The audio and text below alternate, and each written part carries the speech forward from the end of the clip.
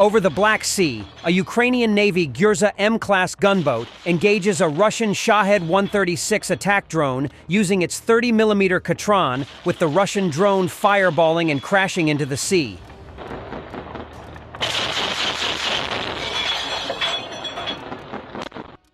More footage. Ukrainian forces from the 46th Airmobile Brigade, 59th Motorized Brigade, and 21st Special Battalion successfully repelled a massive mechanized assault by Russian armored vehicles in the Pokrovsk direction. A total of 46 enemy vehicles attempted to break through to the village of Hostra. The convoy concentrated near the Lozova River, where it suffered heavy losses from artillery strikes and was later finished off by drones.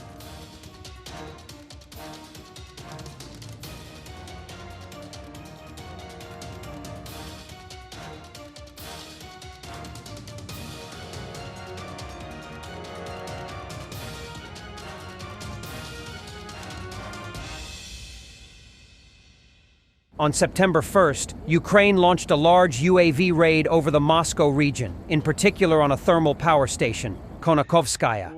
However, this Russian man gives an account of the events, and he claims that a Baba Yaga drone was used to attack the power plant.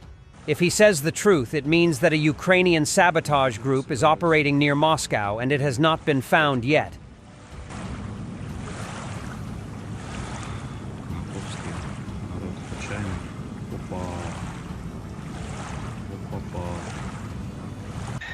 О, ну, налетах, скажем так, на московский НПЗ. Но там как бы я знаю только то, что из официального. А вот по нападению на Конаковскую ГРЭС у меня один из товарищей в это время проплывал мимо нее на яхте. Есть у меня такие товарищи с яхты. И он, значит, 2 часа проплывает мимо Конакова и сбрасывает мне канонаду. Утром, правда, уже. Вот. И местные там. Летит это ихняя Баба Яга. Что такое Баба Яга? Это сельскохозяйственный дрон, который опылять поля. Такой мощный, тяжелый. Летит медленно, летит громко.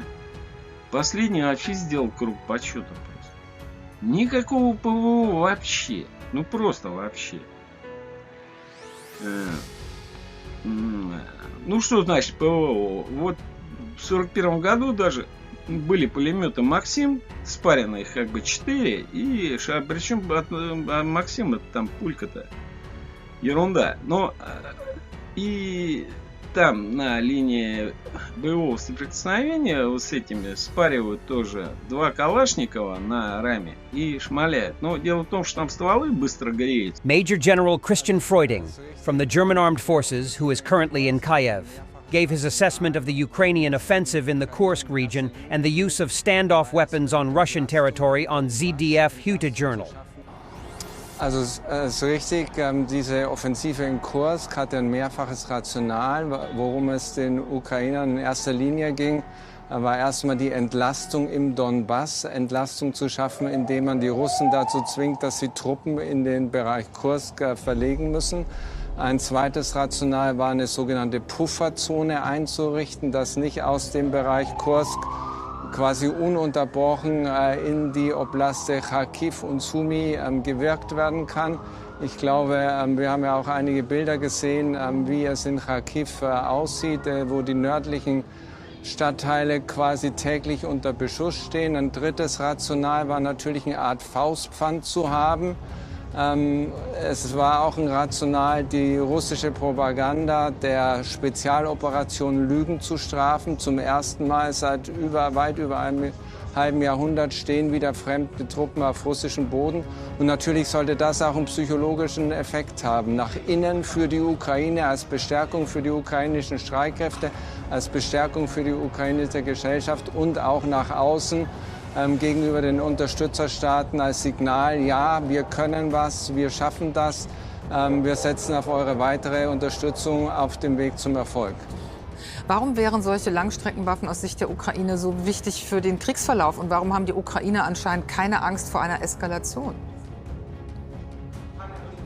Also ich kann das nur aus militärischer Sicht beurteilen, da sind solche Langstreckenwaffen natürlich sehr gut geeignet, gegen Hauptquartiere, gegen logistische Knotenpunkte, aber auch gegen Flugplätze zu wirken, gegen Ansammlung von Flugzeugen zu wirken. Das ist ja ein besonderes Problem für die Ukrainer an der Front, dass sie mit diesen Gleitbomben, die immer stärkeres Ausmaß, immer größere Sprengkraft auch bekommen, dass sie mit denen, von denen getroffen werden, das zu erheblichen Verlusten führt.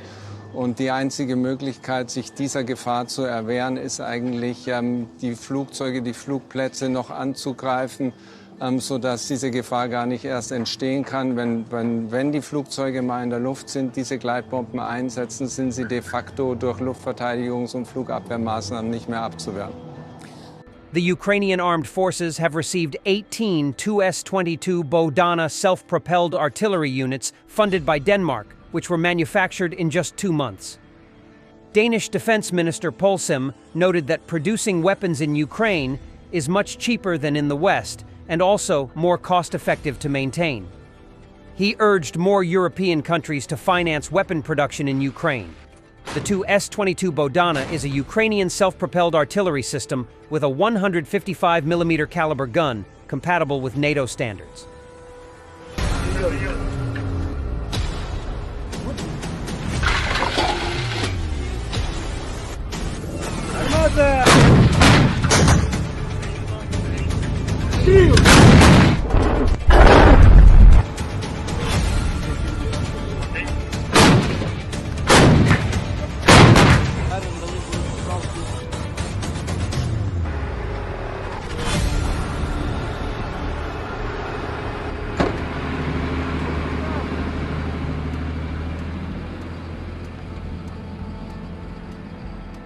Latvia has officially announced that it will transfer British-purchased CVRT armored vehicles to Ukraine. The Latvian government plans to replace these vehicles with infantry fighting vehicles.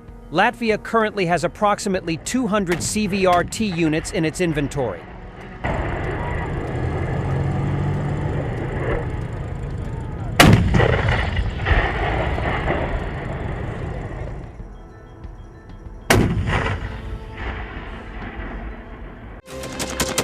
Thanks for watching, and don't forget to subscribe. Also, if you want to support Warthog Defense, please become our member and get early access to new videos, exclusive members-only videos, and become administrator in comment section. The membership link is in the description. Rescues every day. We had a guy last week at 6 rescues in 6 days. You know, he's doing the job every day.